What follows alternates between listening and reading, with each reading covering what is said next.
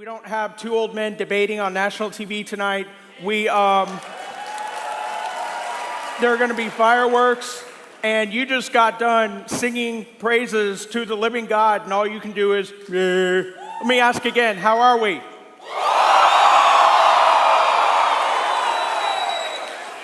That's better. That's better. That's better. Hey, like Eric said, I'm glad to be here with you. My name is Caleb, and I actually live in Los Angeles because I enjoy not having money and paying a lot of taxes. But anyway, my wife and kids and I live out there. My son is 17. My daughter is 15. My son is 17 and 6'4". I asked my wife if we need to do a DNA swab. And I told her, I said, there's forgiveness. I just want to know if there's another dude that needs help with tuition, like next year when he goes to college, let's get him involved. So, but the child is mine, no doubt. He's definitely my child. I got to tell you something. I got to tell you about its birth, okay? I know some of you have probably, maybe a couple of you have seen live pregnancies, but you've seen it in videos, but it's nothing like seeing it in person. I remember my wife and I, when we first got married, we wanted to have children immediately because we were insane, okay? And we tried, and no matter what happened, we couldn't have kids. And so eventually, we ended up going to a fertility clinic. And we got pregnant on our first try with Joel. We got pregnant on our second try with Rachel. And I love them both, but I got to tell you about my son's birth. When we were pregnant with him, I just was so excited. We were the annoying couple that you never wanted to invite over because we would monopolize conversations, talk about our pregnancy, talk about being parents, and we lost friends, and we didn't care because we'd get new friends with babies or something like that. I could not wait to be there for the birth and to see my son because I knew what it was going to be like. I had seen the movies, right? I knew that when my son came out, there'd be this light shining from heaven, epic underscoring John Williams music. The child would come out, grab my finger, and with perfect pronunciation would say the word Father. That is not what happened, okay? We get to the hospital, and my wife is great until the pain hits her. And she became somebody that I had not exchanged vows with. And I put my hand on her shoulder, and she looked at me, and she's already a fiery Latina, and she looks at me.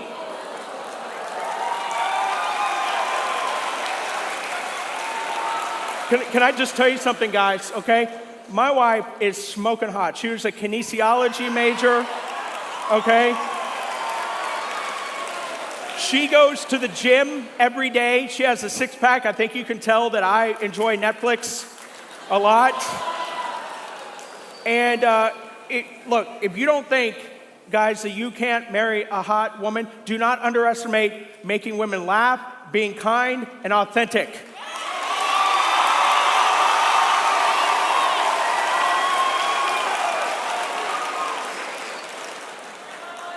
People are like, Caleb, you want to go skydive? I'm like, I've already got a hottie. I don't need to prove anything. I'm good. So anyway, we get there. She feels the pain. I try to comfort her. Her eyes turn red, and she looks at me, and she says, don't touch me, especially you. And I asked the nurse, I'm like, can we get a priest? I think we need an exorcism. It's like, well, she probably just needs drugs. I'm like, exorcism first, then drugs. They came in, gave her drugs. She went back to loving God and people at that point. And everything was going great until it was time for my son, to come into the world. And I'd been waiting for this moment. And I kid you not, when my son came out into the world, my expression went from this to, oh.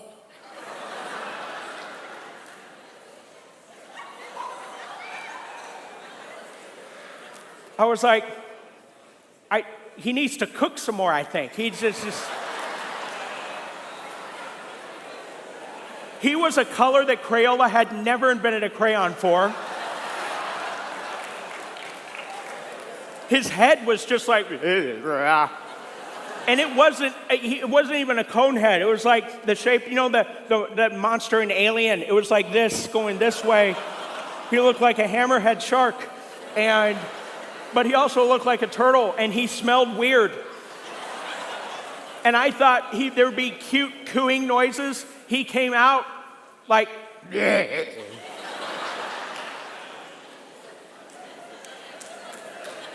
my wife was like, how does he look? I'm like, give me a second.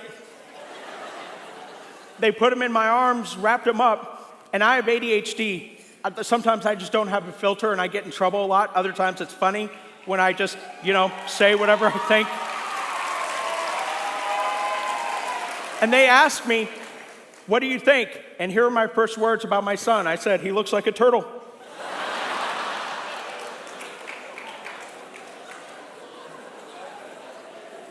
My wife's like, what? I said, yes, we made a turtle.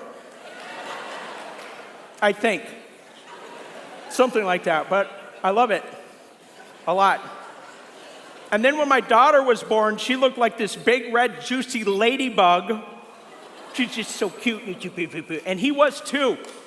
My turtle and my ladybug, I loved them both. And it was like in that moment, if you had been there, you would have said, man, the whole room looks messy. It did. There's blood. There were things that I saw that I didn't even know existed that night or that morning when that happened. But it looked like a B-rated horror movie. If you were there, because they had plastic on the floor. Actually, when the doctor came in, she put plastic all over the floor. I'm like, is something getting ready to explode? Do I need a covering? I don't even have a welding mask. They had welding masks on. But in that moment, despite the messiness, despite the smells, despite that, I was holding my son.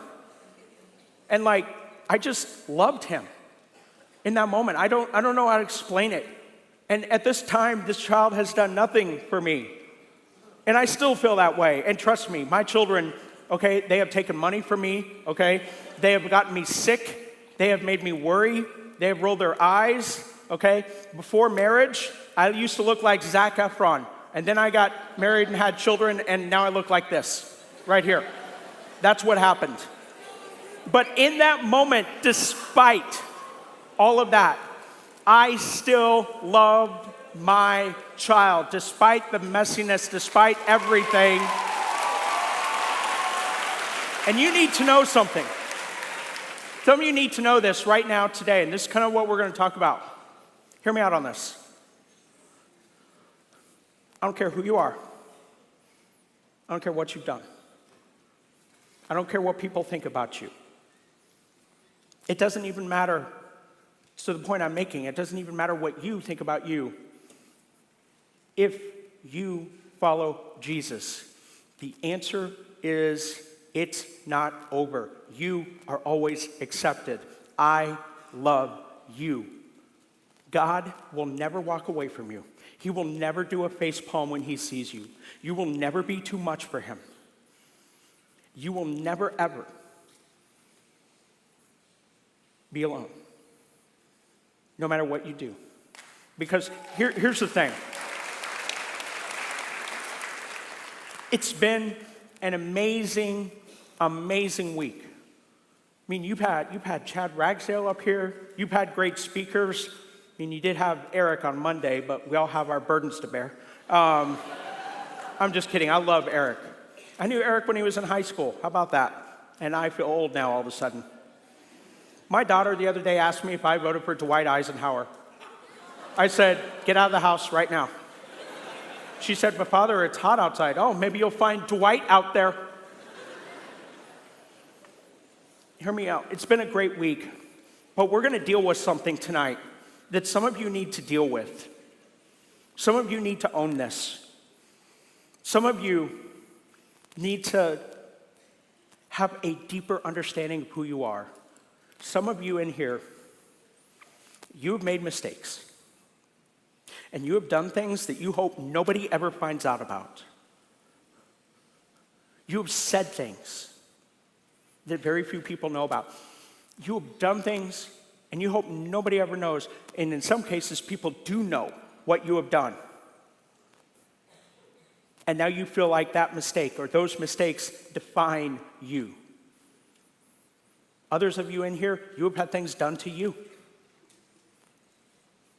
And you have been gaslighted, and you feel like that is your fault because of what somebody else did to you.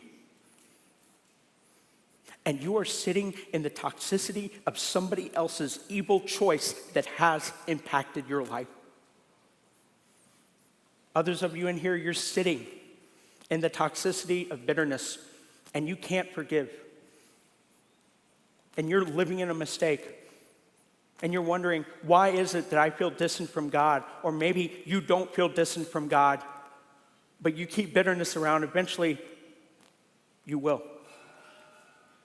And you haven't forgiven.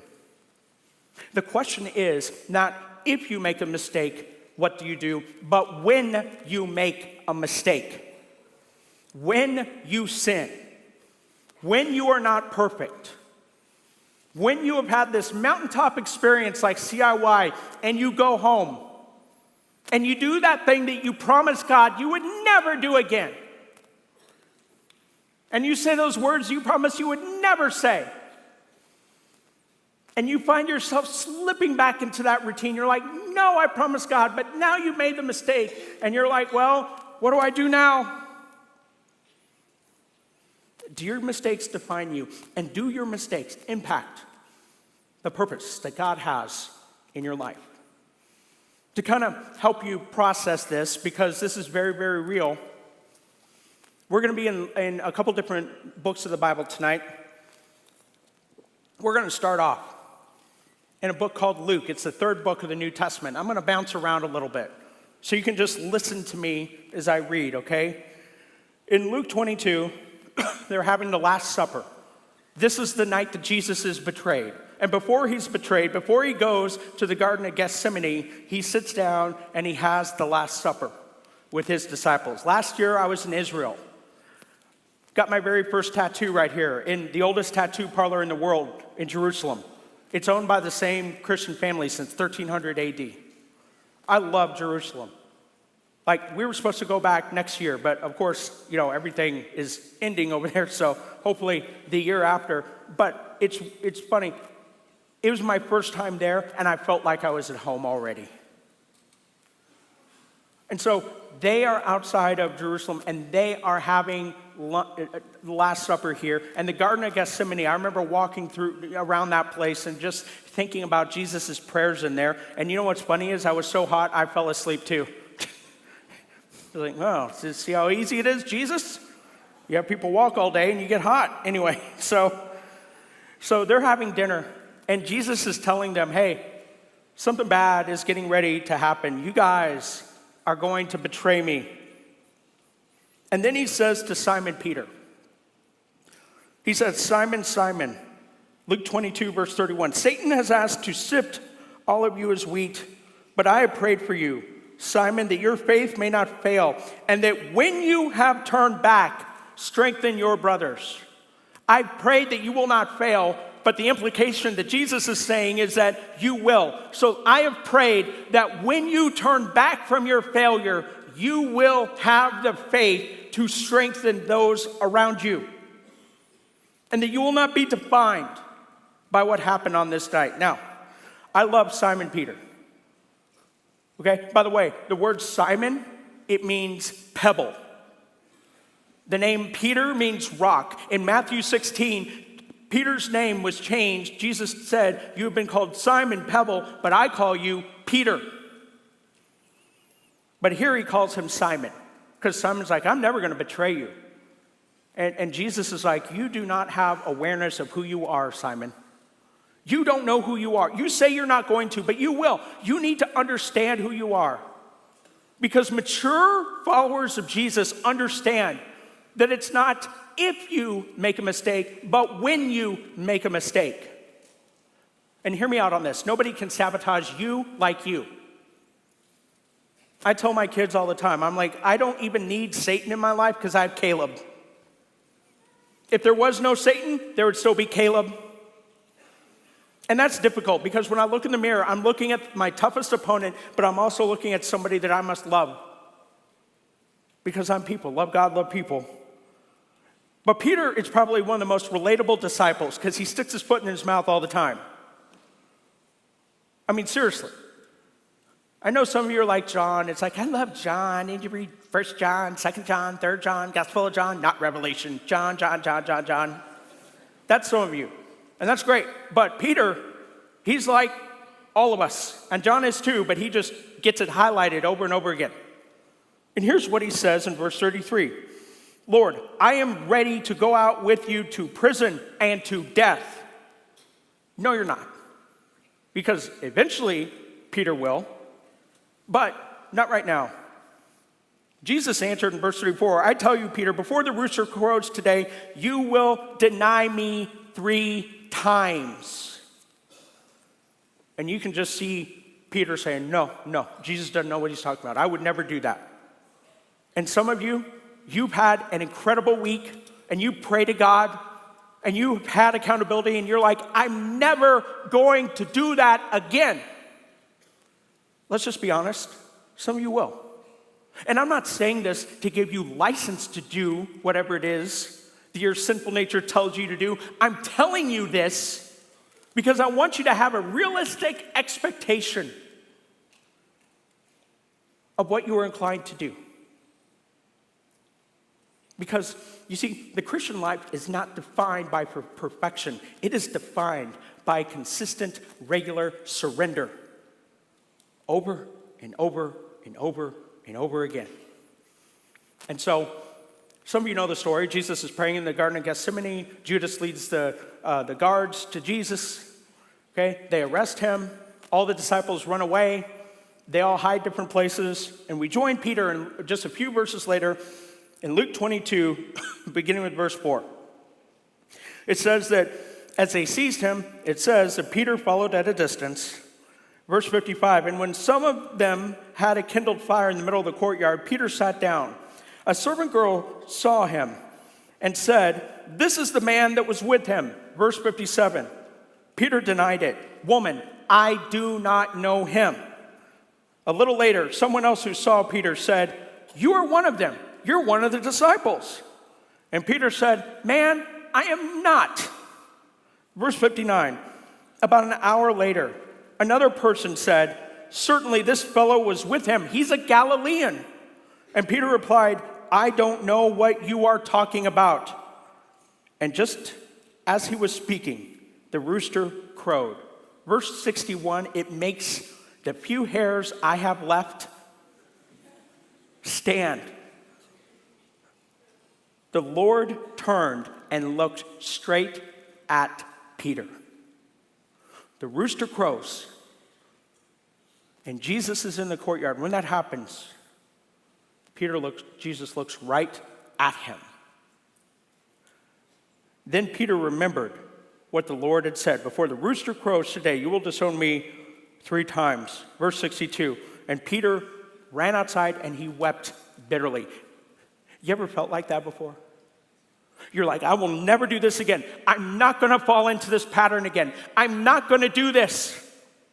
And then you do it, and you feel like Jesus looks straight at you. Now, here's the thing. What kind of an expression do you think Jesus had when he looked at Peter? Was he convicting? Was he kind of, I told you so, like, Do you think he had a gracious look? You see, some of the times, how you think Jesus looks at you in that moment might be a reflection of what you really think about yourself. And so, you know the rest of the story, right? They take Jesus, they crucify him, okay? And then 3 days later, he rises again, resurrects. We join Jesus again and the disciples in John 21, just 4th book of the New Testament, 1 book over. Very last chapter of John. John 21, you know what Peter and the disciples are doing? They're fishing. When Jesus called them, they were fishing. It says that they dropped their nets, they were fishing. After all this happened, Peter's attitude was, and I'm not picking on him, I'm just saying Peter's attitude was, I messed up, he's dead, come on, let's go. We're going to go back. We're going to go back and we're going to fish. And he went back to doing what he did. okay? He's no longer acting like Peter the rock. He's back to acting like Simon the pebble. And in that moment, they're fishing. Jesus says, hey, Jesus appears on the beach, but they don't recognize him. That would be a cool power, huh? Like, that happened to Jesus a couple times. He would show up and people are like, Jesus? He's like, yes. It's like, wow, that's cool. He just had this ability, this power. And so he's like, try throwing your nets on the other side. And they did, and they caught all these different fish. And Jesus has actually said this, like at the beginning of his ministry when he called the disciples, he said the same thing. And when this happened and they caught so many fish that the boat almost tipped over, John said, it is the Lord. And says that Peter put on his outer garment and he ran and he dove into the water and swam out to Jesus. I don't know if you ever saw the movie Forrest Gump, but I just have this image of Forrest Gump in this scene, like seeing Lieutenant Dan on the dock, and he jumps up and swims to Lieutenant Dan, and then his boat crashes. But still, Peter swims out there, and Jesus made them breakfast. Don't let anybody ever tell you you can't have fish for breakfast, because he made them fish. And if you're a vegetarian, fish don't count as animals. Anyway. Well, they don't feel pain, so, I'm just kidding. I just wanted to trigger some of you. Anyway, okay.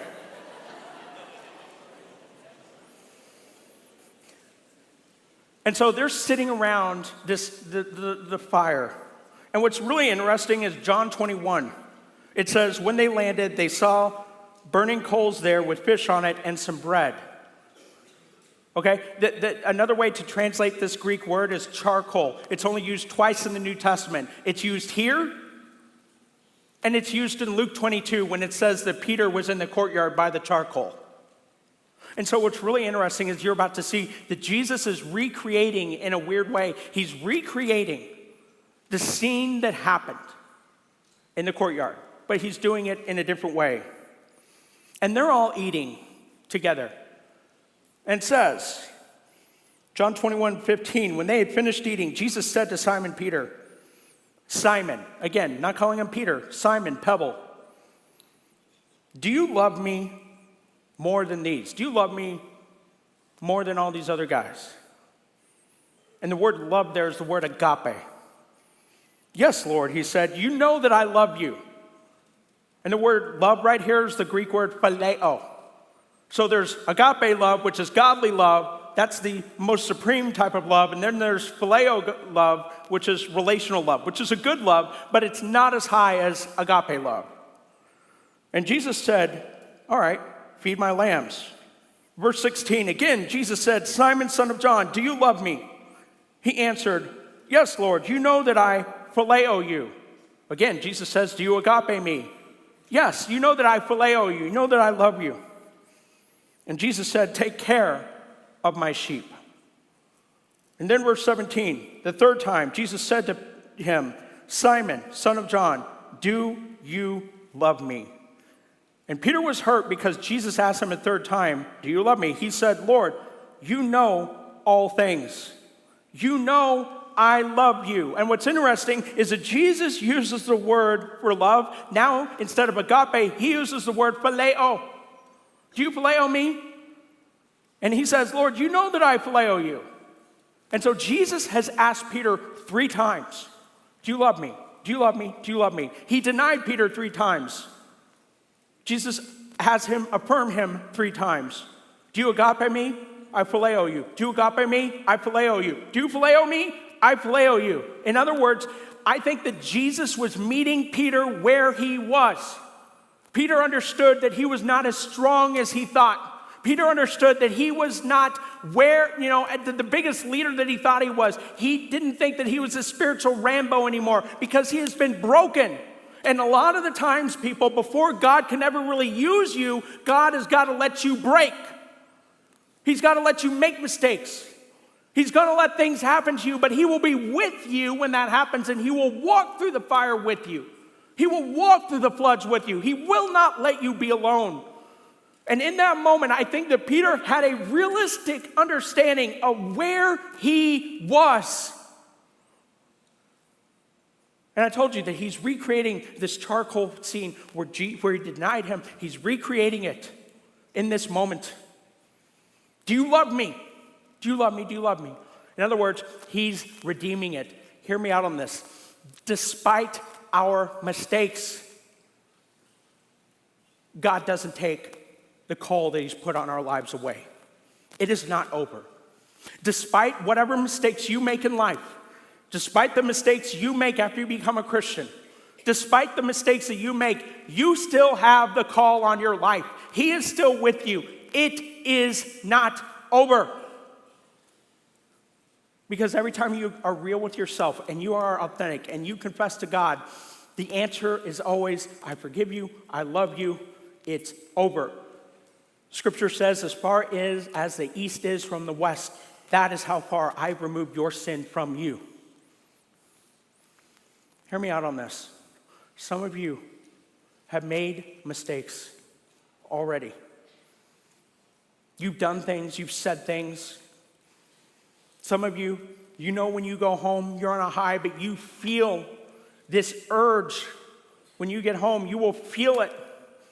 And at first, some of you may call your friends and you might say, yes, I need help. Yes, will you pray for me? Yes, this, yes, that. But eventually, you're going to want to just give in. And some of you will, and some of you won't, but then you're going to give in to something else. And in that moment, maturity is defined by your response.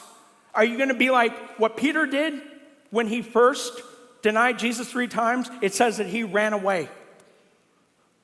Or are you going to do what Peter does the second time when Jesus looks at you and you are going to stand there and look at him and you're going to own what you did and confess it. And it's in that moment that Jesus says, I'm with you. I have not left you. It is not over yet. Your mistakes do not define you. Your sin does not define you. Your hurt does not define you. Your pain does not define you. What others say about you does not define you. What you think about you does not define you. The only thing that defines you is what God says about you. That's it. That's what God says.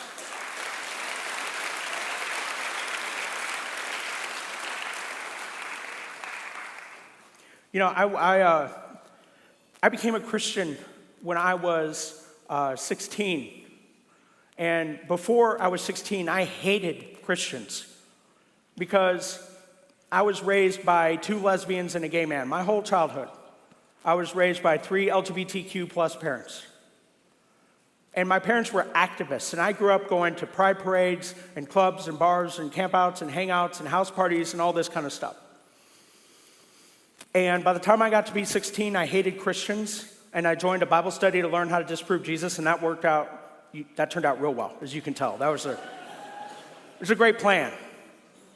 And then I got baptized, and believe it or not, 30 years ago this month, I was at a CIY conference when I was in high school, and I came forward either on a Wednesday or Thursday night, and I gave my life to full-time vocational ministry.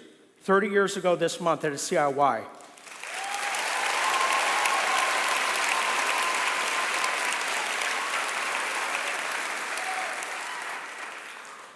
And then at the age of 16, after that, I had to come out as a Christian to my 3 activist LGBTQ parents, and they kicked me out of the house for a while.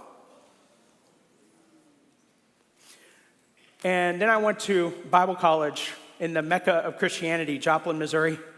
And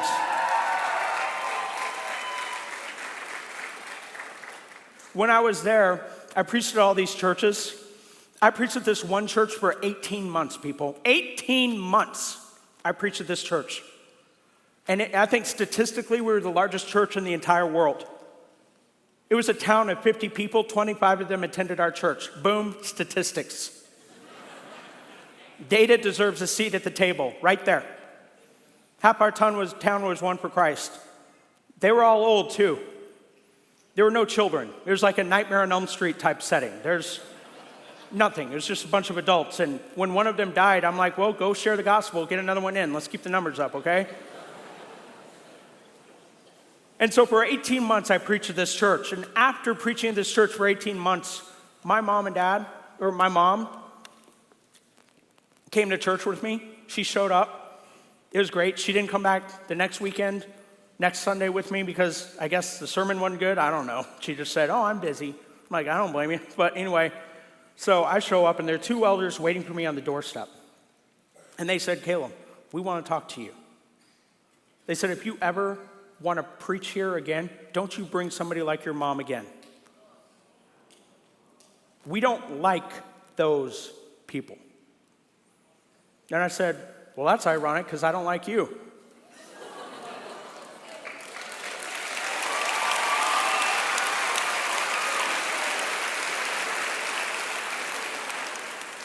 Because hear me out on this. I believe that God designed sex to be expressed in a marriage between one male and one female, but I 100% believe that biblical beliefs are never the basis to marginalize another person or to make them feel less than.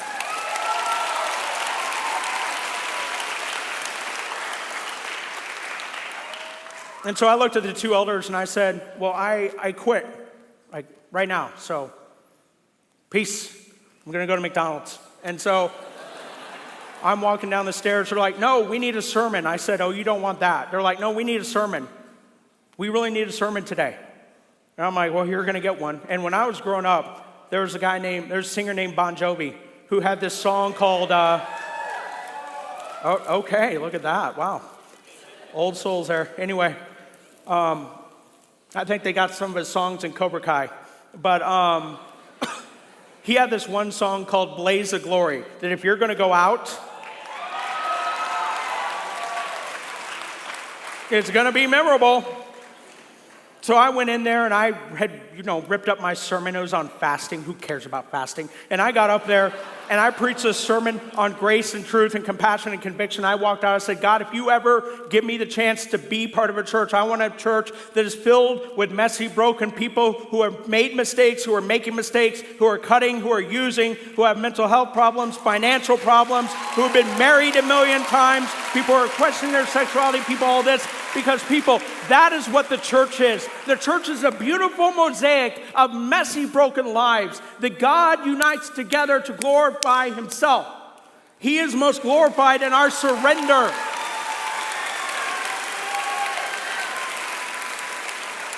He is most glorified in our surrender, not in our playing perfect. Because Jesus didn't come to die on a cross for a place masquerading as a church, but it's really a Pharisee factory, where you have to agree with us to be with us. Well, that's boring. No, he is most glorified in our surrender. And so then, I was out in Los Angeles for 11 years after I graduated Ozark. I moved to Texas for 3.5 years because everybody's got to live in purgatory once. Well, it's awful. Jerry Jones is there. I'll tell you, they have great restaurants, though. If your goal in life is to gain weight, move to Dallas. They have great steaks. We're just going to leave it at that. So anyway, I'm there, and my mom and dad asked me, can we move down there and start attending your church? Separately, they moved down there to be close to our family. And then they started attending my church, even though they knew what I believed about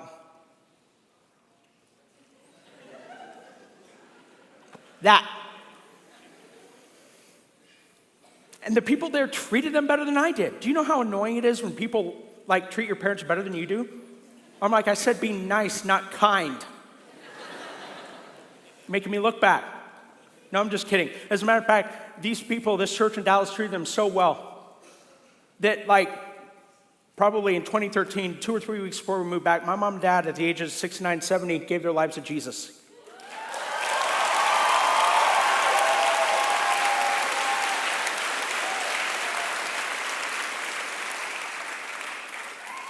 And in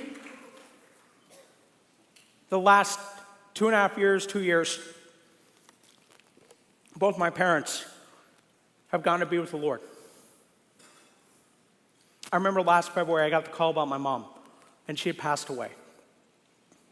I was on my way to church on Saturday night. We have Saturday night service.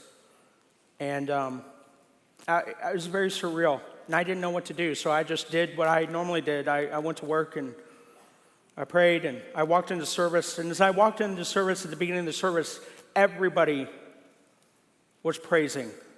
And one of the things I love about our church, I think, is the most multi-ethnic, multi-racial church that I've ever seen in my life. And I walk in there, and I see and hear everybody singing songs, and I just started crying because I thought, that is what my parents are doing right now. They are standing before the throne of the Lamb, and they are worshiping God. They are praising Him.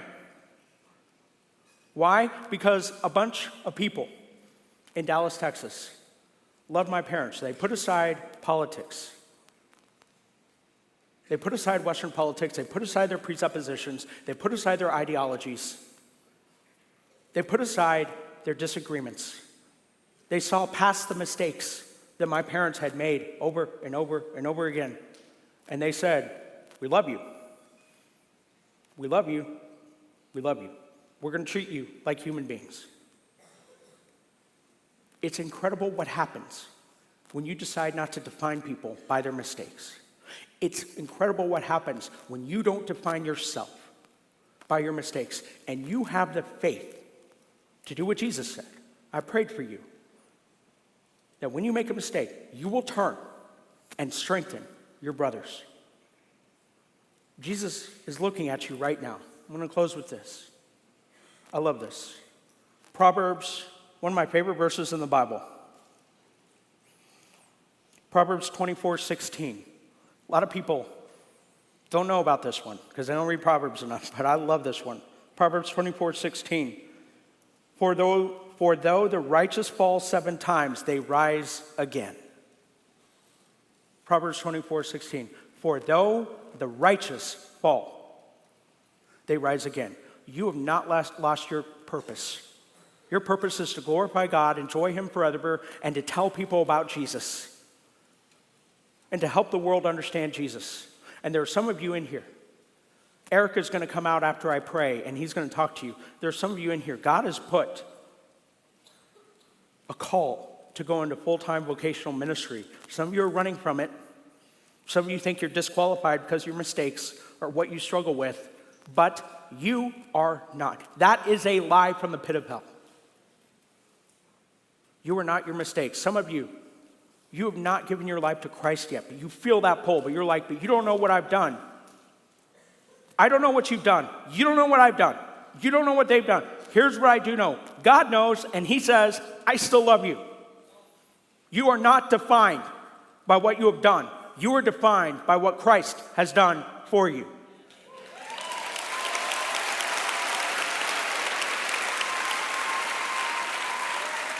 Let me pray for you. Lord, thank you so much. Thank you, Lord. Thank you. For your word. Thank you for the grace that you consistently show us that no matter what we've done, no matter who we are, no matter what we struggle with, Father, you are there to help us move forward. That every time we look at you and confess and we own it and we understand who we are, we're authentic with you, it's over. Our sin is what we've done. And you are ready to forgive us time and time again when we truly submit, when we truly surrender. Father, help us not to be defined by the past. Help us not to be defined by what we've done. Help us to be defined by your grace and your Son and what He did for us. We love you, Lord. It's in your Son's name I pray. Amen. Here comes Eric.